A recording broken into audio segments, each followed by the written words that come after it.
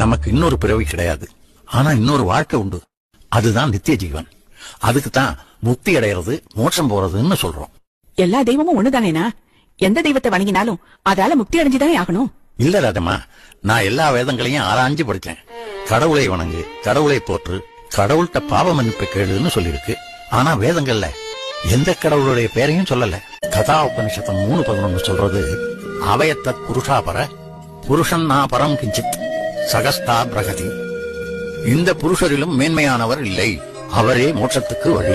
ரிக்வேதத்துல புருஷ சுத்தம் சொல்ற புருஷா என்பவர் என்றென்றும் அறியாமல் வாழும் ஒரே மேன்மையான பரம்புருஷா. அவரைத்தான் பிரஜாபதினு ரிக்வேதம் சொல்றது.